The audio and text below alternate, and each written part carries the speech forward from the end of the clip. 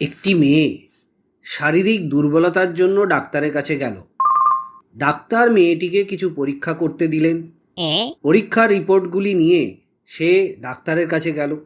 Doctor বলল, এ কি, আপনি তো প্রেগনেন্ট। মেয়েটি বলছে, কি বলছেন ডাক্তারবাবু? ও নো, আজকাল আর বেগুনকেও ভরসা করা যায় না। পচার গার্লফ্রেন্ড প্রেগনেন্ট হয়ে গেছে। ভয়ে ভয়ে সে তার মায়ের কাছে গেল। গার্লফ্রেন্ড বলছে, মা, আমি প্রেগনেন্ট হয়ে গেছি। গার্লফ্রেন্ডের মা বলছে, কি, কিভাবে? গার্লফ্রেন্ড বলছে, মা, ইট ওয়াজ অ্যান অ্যাক্সিডেন্ট। গার্লফ্রেন্ডের মা বলছে, অ্যাক্সিডেন্ট মানে? রাস্তায় হাঁটতে হাঁটতে নুনুতে পড়ে গেছিলি নাকি খানকি মাগি?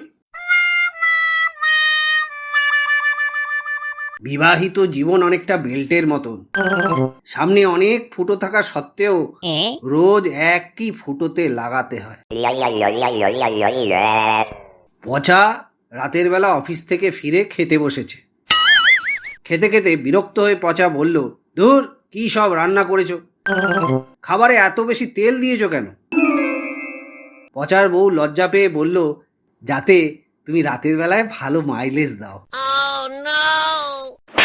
শিক্ষক বলছেন, বলো, হাসির বিপরীত কি? ছাত্র বলছে, স্যার, সেক্স। স্যার বলছেন, সেটা কিভাবে? তো ছাত্র বলছে, হাসি মানে হলো হা হা হা, আর সেক্স মানে হলো আহ আহ আ।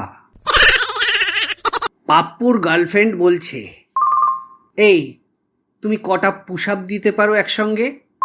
তো শুনে পাপ্পু বলছে, দিতে পারি তো 20টা, কিন্তু তুমি নিচে থাকলে 1000টা পেরে যাবো। গুদুন রাস্তার ধারে হিসি করে তাড়াতাড়ি হাঁটা লাগালো। এমন সময় ওর সামনে পাশের বাড়ির বৌদি এসে দাঁড়ালো। বৌদি বলছে, গুদুন, তোমার গাড়ির গ্যারেজের দরজা ফাঁক হয়ে আছে।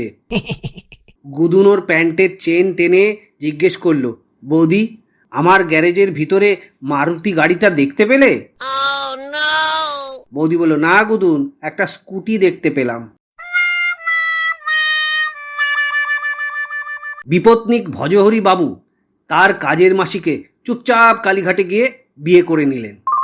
মাসখানেক পরের কথা, মাসিকে সবাই জিজ্ঞেস করলো বিয়ের পর তার কেমন লাগছে। মাসি বলল, আলাদা কিছুই বুঝছি নে। মাঝখান দিয়ে মাস মাইনেটাই বন্ধ হয়ে গেল, এই যা।